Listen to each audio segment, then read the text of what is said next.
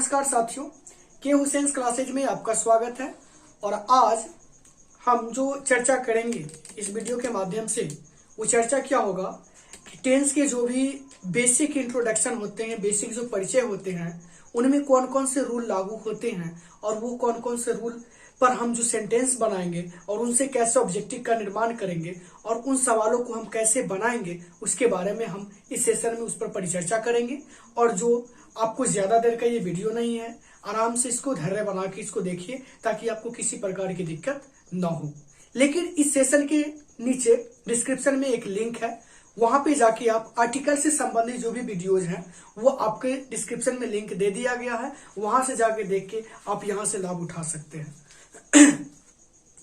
तो आज जो हम चर्चा करेंगे वो अहम बात हो जाएगी, 4 बातों पर हम चर्चा करेंगे। और 4 बात क्या हो जाएगा वो जरा सा ध्यान से समझेंगे। प्रथम बात है साथियों सब्जेक्ट, ये सब जानते होंगे और पुनः इसके बारे में थोड़ा सा डिस्कस करना जरूरी है। और दूसरी बात हो जाती है वर्ब और तीसरी बात हो जाती है ऑब्जेक्ट। 1 में सब्जेक्ट देखेंगे हम लोग, दूसरा में वर्ब देखेंगे और तीसरा में हम ऑब्जेक्ट देखेंगे। चौथा जो हमारी बात होगी वो आपको होगा V1 से हम चेंज करेंगे V4 में, फिर सीखेंगे हम लोग V5 बनाना, जो कि वेरी इंपॉर्टेंट होता है ऑब्जेक्टिव प्रश्न के लिए। उसके बाद 5 नंबर जो हमारा होगा वो जिसके लिए हम लोगों ने वीडियो बना रहे हैं, ये किनके लिए इंट्रोडक्शन है, उन पर हम लोग चर्चा करेंगे, जिसका नाम होगा टेंस। और टेंस का मतलब होता है क्रिया का रूप। क्रिया का रूप, कोई किताब काल भी लिखता है तो घबराने की जरूरत नहीं है। अब जरा सा यहां ध्यान देंगे कि सब्जेक्ट का मतलब होता है कर्ता, वर्ब का मतलब होता है क्रिया और ऑब्जेक्ट का मतलब होता है कर्म। और V1 से V5 मतलब कि वर्ब को V4 में और V5 में, V2 और V3 आपको याद करने पड़ेंगे। वो नॉर्मल सा है 10-12 ऐसे सेंटेंस होंगे, वर्ड मीनिंग होंगे, उनको आप अच्छी तरह से याद कर लेंगे, ताकि यहाँ पे क्या हो जाएगा कि जब हम टेंस के सवालों को लेके चलेंगे ऑब्जेक्टिव और सब्जेक्टिव में, तो आपको किसी प्रकार की दिक्कत नहीं होगा। साथियों, एक जरूरी बात यह है कि ये जो सेशन हमारा चल रहा है वो 12th लेवल के जो भी BSc बोर्ड में होंगे, जिनकी एग्जाम 2023 में है, उनके लिए ये वीडियोज का मेरा बनाने का प्रॉपर मकसद है, ताकि वो उनको ऑब्जेक्टिव प्रश्न बनाने में किसी प्रकार की दिक्कत ना हो टेंस से। और उसके बाद फिर उनके जो ट्रांसलेशन 5 अंक में पूछे जाते हैं, उनसे भी आपको दिक्कत नहीं होंगे। अब ट्रेंड एनालिसिस अगर देखिएगा तो हम नेक्स्ट वीडियो में आपको बताएंगे। इसमें हमको ये 5 बातों को समझना है और इसको समझा के फिर हम आपको बता देंगे कि इसको समझाने के बाद आपसे हम विदा हो जाएंगे। तो ध्यान देंगे कि सब्जेक्ट का मतलब क्या होता है। तो ध्यान देंगे, कुछ नहीं है, जिसके बारे में कुछ कहा जाए, जिसके बारे में कुछ कहा जाए उसे सब्जेक्ट कहते हैं। मतलब किसी के बारे में जो भी कुछ आप बोलिएगा ना, वो उसका क्या हो जाएगा, सब्जेक्ट हो जाएगा। जैसे मान लीजिए कि अगर एग्जाम्पल के तौर पे अगर लेके आप चलते हैं, जिसे राम अच्छा है,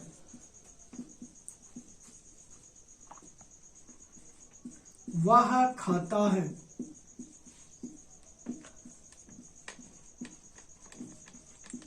हम लोग हंसते हैं, ETC लेके चलिए।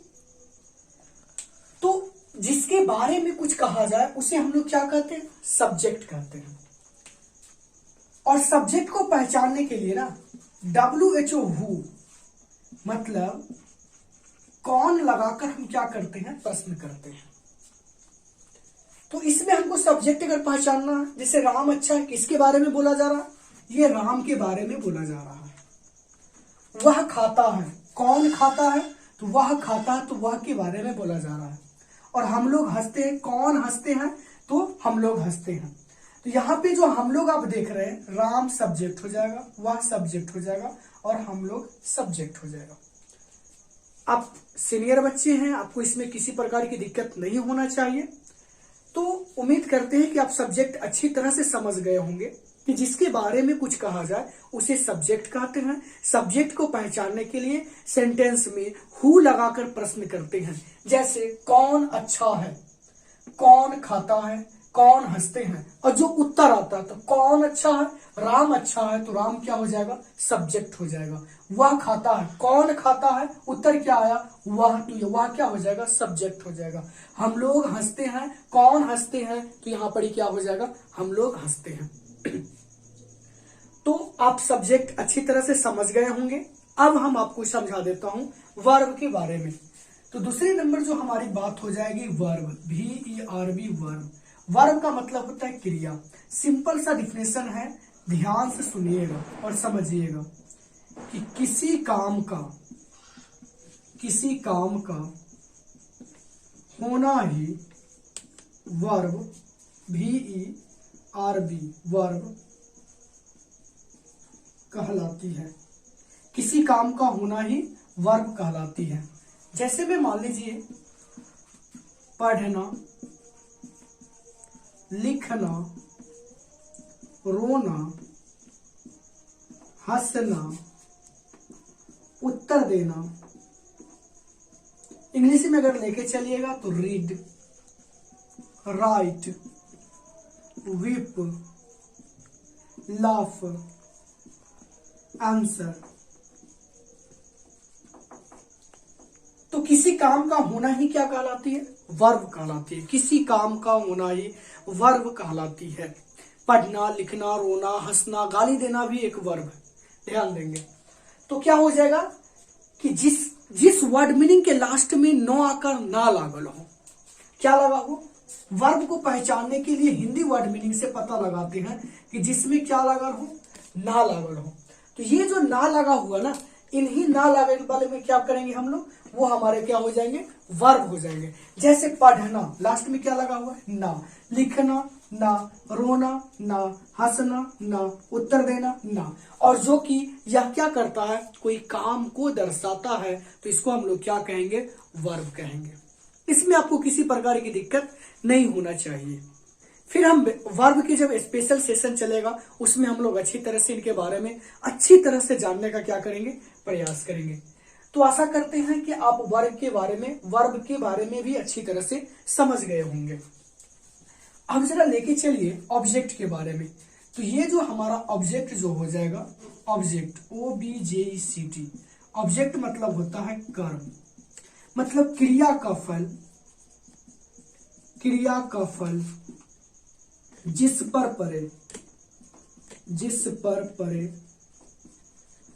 उसे उसका ऑब्जेक्ट कहते हैं। उसे उसका ऑब्जेक्ट कहते हैं। क्रिया का फल जिस पर परे उसे उसका ऑब्जेक्ट कहते हैं। एक लॉजिक समझिएगा कि आपके एक मैथमेटिक्स का सवाल दे दिया गया, एक खाली जगह 3, पूछा जा रहा है कि ये आपका सवाल है, एक और डब्बा में यहाँ खाली जगह और यहाँ 3 दे दिया है। पूछा जा रहा है कि इनके बीच में क्या आएंगे, तो 2 आएंगे। तो ऑब्जेक्ट पहचानने के लिए क्या करेंगे, जिनको अगर सब्जेक्ट के बारे में पता चल गया, जिनको अगर वर्ब के बारे में पता चल गया, आसानी से आंख बंद करके वो ऑब्जेक्ट को पहचान लेंगे। जैसे एक सेंटेंस से हम आपको रूबरू कराते हैं, उसको जरा ध्यान से समझिएगा कि जैसे मान लीजिए यहीं पे हम लिख देते हैं, ऑब्जेक्ट के एग्जाम्पल पे लेके चलेंगे कि राम आम खाता है। तो राम आम खाता है, राम क्या था, सब्जेक्ट। कौन आम खाता है, तो राम तो सब्जेक्ट हो गया, खाता है क्या हो जाएगा, वर्ब हो जाएगा। बच कौन गया, आम। जिस तरह से 1 और 3 के बीच में क्या आ गया था, 2। तो 1 मालूम है, 3 मालूम है, तो आसानी से 2 बोल दिए। तो आपको सब्जेक्ट मालूम है, वर्ब मालूम है, तो बच कौन गया, ऑब्जेक्ट। तो यही आम को हम लोग क्या कहेंगे, ऑब्जेक्ट कहेंगे। यहां तक आपको दिक्कत नहीं होना चाहिए। आप स्टैंडर्ड स्टूडेंट हैं, स्टैंडर्ड क्लास में है, और यह वीडियो सिर्फ 12th के लिए ही नहीं है, ऑल एग्जाम के लिए है, जो कि ये बेसिक नॉलेज उनकी होनी चाहिए। और फ्री कंटेंट है, लाभ उठाइए। अब आइए यहां पे कि मोहन घर जाता है। मोहन घर जाता है, क्या करेंगे? मोहन घर जाता है। कौन घर जाता है? सब्जेक्ट को पहचानने के लिए कौन लगा के प्रश्न करते हैं, जो उत्तर होगा वही उसका क्या हो जाएगा? सब्जेक्ट हो जाएगा। तो कौन घर जाता है? मोहन घर जाता है, तो मोहन क्या हो जाएगा? सब्जेक्ट। जाता है, जाना से बना है, जाता है, तो यहां पर क्या हो जाएगा? ये वर्ब हो जाएगा। और घर तो क्या हो जाएगा? ऑब्जेक्ट हो जाएगा। यहां तक सफर करने में आपको किसी प्रकार की दिक्कत नहीं हुआ होगा और आपको बहुत अच्छा भी लगता होगा। अगर हमारे रेगुलर वीडियोस को वॉच करते होंगे तो समझिए कि आप एक अच्छे स्टूडेंट हैं और आपकी जिंदगी अब अच्छी बनने वाली है इंग्लिश में। अब जरा सा यहां ध्यान दीजिएगा, 4th नंबर सवालों पर हम चलेंगे कि V1 से V4 में कैसे बदलेंगे, V5 में कैसे बदलेंगे, इस पर जरा सा चर्चा हो जाए। सिंपल सा रूल है, उसको देखेंगे कि V1 प्लस ING बराबर हो जाता है V4। इसको याद रखेंगे, इसको याद करने की जरूरत नहीं है। V4 को V1 में ING लगा देना, क्या बन जाएगा? V4 बन जाएगा। दूसरी अहम बात हमारा है कि V1 प्लस S या ES बराबर हो जाता है V5। क्या हो जाएगा? V5। इसमें भी आपको दिक्कत नहीं होना चाहिए। अब जरा सा हम यहां पे ध्यान देंगे, जिसे लिखा हुआ है कि रीड, READ, रीड, तो रीड के मतलब V4 में बदलना है READING, रीडिंग। याद रखिएगा, आपके 5 नंबर फिक्स है एग्जाम में वर्ब से, और फिर 8 से 9 नंबर आपके फिक्स हैं टेंस से। तो अगर आपको ऑब्जेक्टिव में उठाना है, देखिए ग्रामर का कोई गेस नहीं होता है, हम सारे VVI प्रश्न आपके सामने में करेंगे और उससे आपको लाभ होगा। लेकिन उससे पहले आप कुछ बेसिक समझ लीजिएगा, तो आपको उतना रट्टा मारने की जरूरत नहीं होगा। बस बेसिक कंसेप्ट को समझिए और आपको किसी प्रकार की दिक्कत नहीं होगा। तो यहां रीड तो रीडिंग। अब देखिए प्ले लिखा हुआ है, V1 में है, क्या हो जाएगा? ING जोड़ देना है, प्ले, और ये हो गया ING। अब देखेंगे जियो गो, तो यहां क्या हो जाएगा? जियो गो लिख के ING। तो इसको बोलते हैं V1, चेंज किए हैं हम किसमें? V4 में। तो V4 में बदलने के लिए किसी भी अगर भी वर्ब देले है V1 में, तो उसको आसानी से V4 में बदलने के लिए ING लगा देंगे, V4 में चेंज हो जाएगा। हम जब जब स्ट्रक्चर लिखेंगे, V1 आपके सामने आएंगे, V2 भी आएंगे, V3 भी आएंगे, V4 भी और V5 भी, जिनमें से आपको V2 V3 याद करना पड़ेगा। और V1 ऐसे आपको याद रहता है, आप अच्छे बच्चे हैं तो आपको याद ही होगा। अब चलते हैं हम V5 की ओर। V5 में एक कंडीशन है, वो जरा सा समझेंगे। V5 में क्या कंडीशन है उसको थोड़ा सा समझेंगे और ज्यादा हम आपका समय नहीं लेंगे। तो V5 में क्या करते हैं कि S या ES लगाते हैं। अब जरा सा यहाँ पे समझिए, आर्टिकल्स के जो आदमी जो वीडियो देखे होंगे आप आर्टिकल्स में, उनमें हमने धड़ल्ले से A, E, I, O और U, ये 5 का हमने प्रयोग किए होंगे। तो जिसके लास्ट में वर्ड मीनिंग के वर्ब के लास्ट में अगर ये 5 अगर दिखाई दे देना, आराम से आप क्या करेंगे? ES लगा देंगे। क्या लगा देंगे? ES। लेकिन इसके साथ एक अपवाद क्या है कि अगर E पहले से हो तो उसमें केवल क्या लग जाएगा? S लग जाएगा। जैसे देखिए COM, तो क्या हो जाएगा? COMES, counts. Go, GO, go, तो गो में क्या हो जाएगा? GOES, goes. ध्यान से समझिएगा और समझने का क्या कीजिएगा? प्रयास कीजिएगा।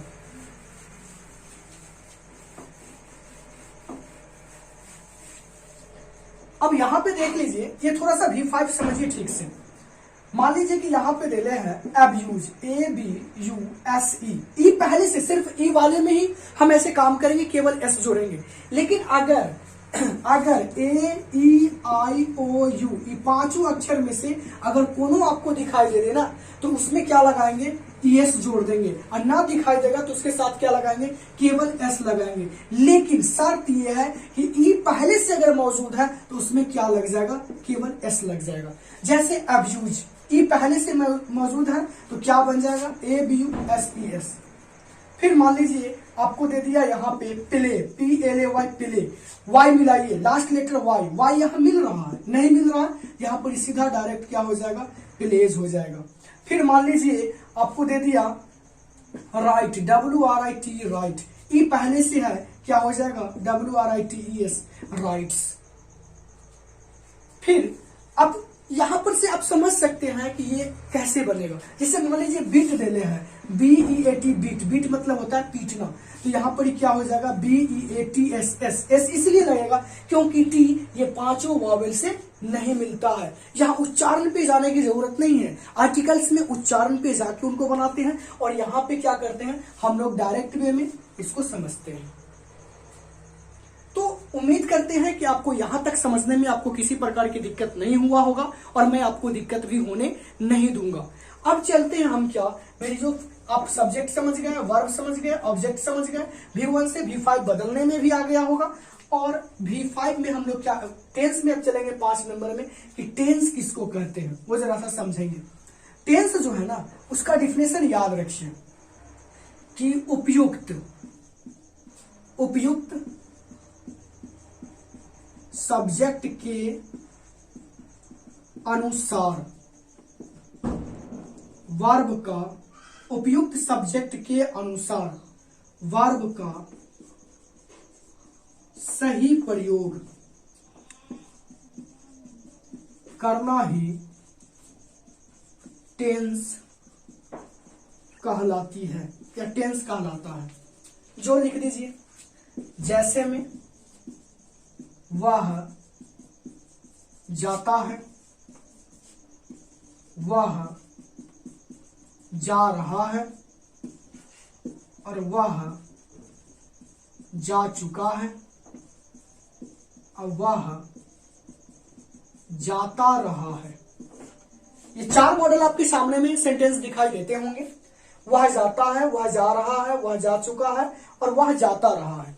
इन चारों में वर्ब का जो यूज होगा ना वो अलग अलग मॉडल में होगा, वो अलग अलग रूप में होगा। किसी में V1 लगेगा तो किसी में V1 से V5 लगेगा, किसी में V4 लगेगा, किसी में V3 लगेगा, किसी में V2 लगेगा। तो हम आपको ये बताना चाह रहे हैं कि सबके स्ट्रक्चर अलग अलग होते हैं, क्योंकि टेंस 12 है। ऐसे टेंस के प्रकार 3 हैं, लेकिन सबों के खंड लेके चलिएगा ना तो 4 4 4 करके चलिएगा तो 4 तिहाई 12। तो टेंस के प्रकार कितने हो जाते हैं, टेंस के 3 प्रकार होते हैं, लेकिन प्रेजेंट टेंस के 4 प्रकार, पास्ट टेंस के 4 प्रकार, और फ्यूचर टेंस के 4 प्रकार होते हैं। तो यहां तक आपको समझने में किसी प्रकार की दिक्कत नहीं हुआ होगा। अब सवाल यहां पे ये बनता है कि आपको अगर पूछा जाए कि टेंस के क्या वो प्रकार हैं, तो टेंस के प्रकार मतलब टाइप्स ऑफ टेंस। नंबर 1 याद रखेंगे क्या, present tense. Number 2 past tense, और नंबर 3 फ्यूचर टेंस। ये आपके क्या हो जाएंगे, प्रकार हो जाएंगे, वर्तमान काल, भूतकाल और भविष्यत काल। फिर हम प्रेजेंट टेंस के एक सीरीज लेके आएंगे, उनमें हम चारों टेंस को कवर करने का प्रयास करेंगे, फिर पास्ट टेंस में, फिर फ्यूचर टेंस में। साथियों, अभी तक हमने आपको अच्छी तरह से और अच्छी प्रकार से मैंने समझाने का प्रयास किया हूं। एक बार रिवाइज हो जाए, सब्जेक्ट किसे कहते हैं, जिसके बारे में कुछ कहा जाए उसे सब्जेक्ट कहते हैं। जैसे वह जाता है तो वह क्या हो जाएगा, सब्जेक्ट हो जाएगा।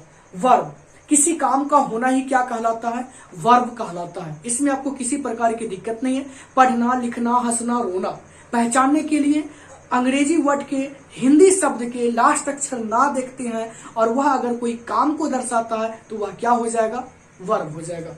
ऑब्जेक्ट, क्रिया का फल जिस पर पड़े उसे उसका क्या कहते हैं, ऑब्जेक्ट कहते हैं। अगर आपको सब्जेक्ट मालूम है, अगर आपको वर्ब मालूम है, तो आसानी से आप क्या कर सकते हैं, ऑब्जेक्ट पता लगा सकते हैं। जैसे राम आम खाता है, तो कौन आम खाता है, कौन कौन आम खाता है, राम खाता है, तो राम क्या हो जाएगा, सब्जेक्ट हो जाएगा, खाता है क्या हो जाएगा, वर्ब हो जाएगा, और बीच में जो आम बच गया वो आपका क्या हो जाएगा, ऑब्जेक्ट हो जाएगा। V1 से V4 में बदलने के लिए ing का प्रयोग करते हैं, V1 से V5 में बदलने के लिए V1 प्लस S या ES का प्रयोग करते हैं। अगर वॉवेल का लास्ट लेटर अगर वर्ब के लास्ट लेटर से अगर मैच कर रहा है तो उसमें ES लगाएंगे, लेकिन एक शर्त है कि E अगर पहले से मौजूद है तो उनके साथ हम लोग क्या करेंगे, केवल S लगाएंगे। और जिनमें अगर वॉवेल से मैच नहीं करेगा लास्ट वर्ड मीनिंग का लेटर तो उसमें हम लोग क्या करेंगे, केवल S लगाएंगे। फिर टेंस के बारे में मैंने आपको अच्छी तरह से बताया कि उपयुक्त सब्जेक्ट के अनुसार उपयुक्त वर्ब का सही प्रयोग करना ही टेंस कहलाती है। तो यहां तक आपको समझने में किसी प्रकार की दिक्कत नहीं हुआ होगा। जैसे कि वह जाता है, ही गोज, वह जा रहा है तो क्या हो जाएगा, ही इज गोइंग, वह जा चुका है तो ही हैज गॉन, और फिर वह जाता रहा है, ही हैज बीन गोइंग। तो इस तरह से सेंटेंस को बनाया जाएगा। देख रहे हैं कि वर्ब का तरह तरह सेंटेंस में, हर सेंटेंस में अलग अलग यूज हो रहा है, क्योंकि यह सेंटेंस जो है अलग अलग तरीकों से दिया हुआ है। आशा करते हैं कि आपको यह सेशन आपको अच्छा लगा होगा। अगली जो नेक्स्ट वीडियो हमारी आने वाली है वो प्रेजेंट टेंस के लेक्चर होंगे। उनमें हम अच्छी तरह से ऑब्जेक्टिव, सब्जेक्टिव और जो भी ट्रांसलेशन के जो भी होते हैं हिंदी ट्रांसलेशन बनाने वाले प्रश्नों पर हम विशेष ध्यान देंगे, ताकि आपके एग्जाम व्यू से और exam of point of view से आपको वो मददगार साबित हो। तो साथियों, अगर यह सेशन आपको अच्छा लगे तो इसे लाइक जरूर करें, शेयर करें। अगर चैनल पे अगर नए होंगे तो सब्सक्राइब जरूर करें। फिर मिलते हैं नेक्स्ट वीडियो में, तब तक के लिए थैंक्स।